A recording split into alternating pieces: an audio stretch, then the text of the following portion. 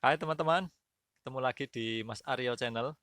Ini adalah video part 2 ya. Kalau video part satunya adalah tentang apa saja manfaat ketika kita sebagai penjual dipercaya oleh konsumen. Banyak manfaatnya ya, dan itu sangat menyenangkan buat kita. Nah, ini pada part kedua kita akan bahas poin-poin apa saja yang jadi pertimbangan para konsumen untuk memutuskan seorang penjual ini layak dipercaya atau tidak. Sebelumnya, teman-teman, saya mohon dukungan juga untuk klik tombol subscribe seperti biasanya ya. Juga nyalakan notifikasinya, tombol loncengnya itu. Kemudian juga tinggalkan komentar teman-teman. Masukan, saran, kritik, atau pertanyaan boleh ditulis di situ. Atau mungkin ada hal-hal yang ingin dibahas, teman-teman juga bisa tulis di kolom komentar. Nanti akan saya jawab satu persatu. Nah, poin-poin yang menjadi pertimbangan para pembeli atau para konsumen sebelum memutuskan penjual atau pedagang atau toko ini layak dipercaya atau enggak. Yang pertama adalah kesan pertama tentu saja ya ketika pembeli itu datang ke toko atau ke warung kita melakukan pembelian. Nah, ini sebenarnya justru menjadi kesempatan bagi kita sebagai pedagang untuk menunjukkan gitu ya, untuk memberikan kesan dan juga pengalaman yang menarik dan juga menyenangkan buat para pembeli ini, buat para konsumen ini. Jadi mereka apa ya, kesan pertamanya dapat kesan pertama yang menyenangkan gitu. Pengalaman mereka datang ke tempat kita itu pengalaman yang menyenangkan. Biasanya yang dilihat ya yang gampang adalah sikap kita, tutur kata gitu ya, sopan dan tidak. Ada yang ya mohon maaf pernah ada contoh orang pembeli gitu ya, cerita ke saya di sini ketika membeli di sini, dia beli di sebuah toko itu penjualnya memberikan uang kembaliannya dilempar, misal seperti itu. Nah, itu kan bukan sikap yang baik dan bukan pengalaman yang baik ya bagi pembeli, apalagi pembeli yang pertama kali datang. Nah, kemudian poin yang kedua, teman-teman, ini biasanya pembeli juga melihat dari niatan si penjual ini, punya niatan membantu apa tidak, atau istilah kerennya helpful. Ya, jadi penjual yang baik biasanya yang punya niatan untuk membantu atau memberi bantuan ketika melayani kepentingan si pembeli atau si konsumen ini. Jadi dia punya kesediaan untuk membantu, tidak hanya jual beli saja. Contoh misal ya apa kita lagi beli di minimarket atau di supermarket cari barang nggak ketemu-ketemu, kemudian pegawainya datang menghampiri, cari apa Pak? Cari cotton bud, misal kita nggak biasa cari cotton bud, kemudian pada waktu itu kita harus cari cotton bud, kita nggak tahu tempatnya, dia tunjukkan. Mari silakan ikuti saya sampai ke tempatnya, sampai ke raknya itu baru dia tunjukkan ini Pak tempatnya silakan dipilih. Nah itu kan juga kesediaan untuk membantu. Atau contoh yang saya alami ketika berbelanja di pasar, istri saya biasanya itu kalau beli barang-barang dagangan cukup banyak, dia itu kan nggak bisa angkat sendiri ya, biasanya dia parkir motornya di seberang jalan supaya nggak kesulitan karena menyeberang jalan di sini cukup ramai, jadi dia taruh di seberang jalan, nanti dia jalan kaki.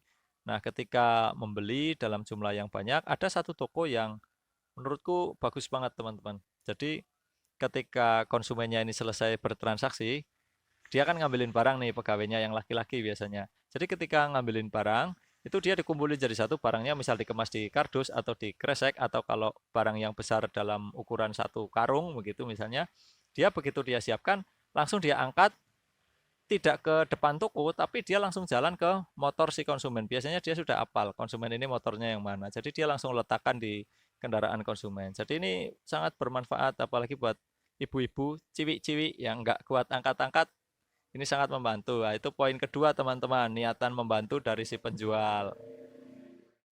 Nah, kemudian poin yang selanjutnya, poin ketiga ini tentang integritas atau kejujuran si penjual. Nah, ini lebih dalam lagi, teman-teman. Biasanya ini ya pengalaman pembelian kesekian. Jadi, pembeli sudah mulai bisa menilai si penjual ini punya integritas apa enggak, kejujurannya ada atau enggak. Tapi ya bisa aja sih di apa kesan pertama maksudnya pengalaman pembelian pertama kemudian pembeli sudah bisa menilai ya bisa saja. Nah, nanti kita lihat contohnya ini.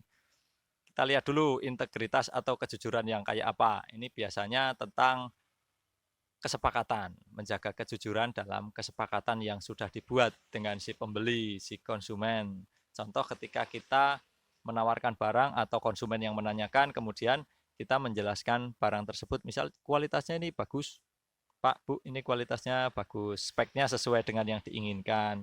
Nah, itu ternyata benar atau tidak, itu konsumen juga sudah bisa menilai ya. Misal kayak beli handphone atau beli laptop second, nah itu budgetnya biasanya konsumen punya budget sekian, minta spek seperti ini bisa dipenuhi apa enggak. Misalnya budget 1,5 juta, mintanya apa prosesornya ini, RAM-nya ini, kemudian harddisknya sekian, kemudian mereknya ini. Nah, setelah disepakati, oke, ada deal.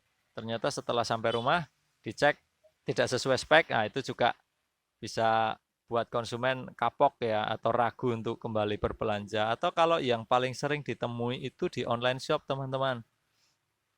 Pernah nggak teman-teman ngalamin? Kalau saya pernah dulu, 1 kali atau 2 kali gitu ya. Jadi seringkali curhatan di medsos juga ada. Kalau saya udah ngalamin juga. Jadi foto barang yang di display di marketplace itu ya, di toko online, dengan barang yang dikirim dan kita terima itu berbeda. Jadi di foto bagus banget gitu. Kemudian harganya memang murah. Tetapi ketika kita coba beli ya karena murah ya udahlah coba aja ya. Kita coba beli, ternyata setelah kita terima kita buka, loh kok beda ya di gambar. Memang agak mirip, sekilas agak mirip, tapi secara detail total berbeda lah. Kualitas yang terlihat di gambar dengan yang kita pegang dan kita terima. Nah, itu juga membuat konsumen jadi kapok karena melihat si penjual ini tidak punya integritas, tidak punya kejujuran dalam berdagang. Misalnya kalau barangnya murah ya sampaikan saja kualitasnya sesuai dengan harganya seperti itu. Kemudian yang keempat, teman-teman, ini yang terakhir adalah kompetensi atau kemampuan atau keahlian si penjual dalam hal memenuhi kebutuhan si konsumen ini. Biasanya konsumen kan punya permintaan ya, punya keinginan. Nah, kita punya kemampuan enggak itu atau punya keahlian enggak sebagai penjual untuk memenuhi keinginan-keinginannya. Misalnya kayak gini, kalau kalau pembeli itu biasanya datang ada yang beli produk langsung ya. Permisi, saya mau beli ini, ada atau tidak, harganya berapa, dan sebagainya gitu. Tapi nggak semuanya seperti itu. Kadang ada konsumen yang datang untuk berkonsultasi. Memang dia ingin membeli sesuatu, tapi dia nggak bisa menjelaskan apa yang ingin dia beli. Misal, kalau saya jualan plastik ya, teman-teman, kantong plastik, ada yang datang ke sini menanyakan, permisi mas, mau tanya, jual itu nggak ya plastik untuk kacang yang untuk kacang harga sekitar 500 atau 1.000 rupiah itulah untuk bungkus kacang itu. Nah, kita kan nggak tahu, dia nggak menyebutkan barangnya apa, mereknya apa, dia hanya menyebutkan gunanya untuk membungkus kacang 500-an atau 1.000-an. Nah, kita jadi berpikir kira-kira plastik yang cocok yang mana gitu. Kemudian kita kasih beberapa pilihan kayak gitu.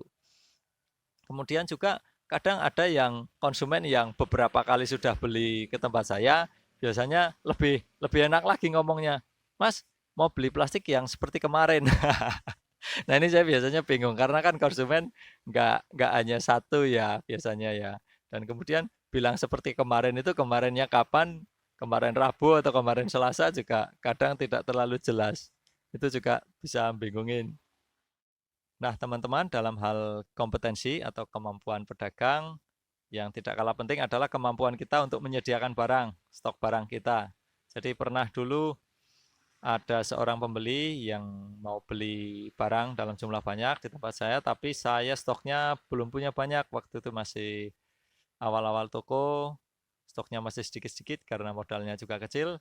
Jadi saya belum bisa memenuhi kebutuhan stok yang diminta oleh si pembeli ini. Pada akhirnya setelah pembeli ini melakukan pembelian pertama, dia datang lagi untuk meminta barang yang sama dalam jumlah yang juga sangat besar. Tapi saya juga masih belum mampu juga untuk memenuhi apa yang jadi keinginannya dalam hal stok barang ini. Akhirnya setelah itu dia tidak kembali lagi teman-teman, karena memang kemampuan saya pada saat itu belum bisa memenuhi harapan si konsumen ini.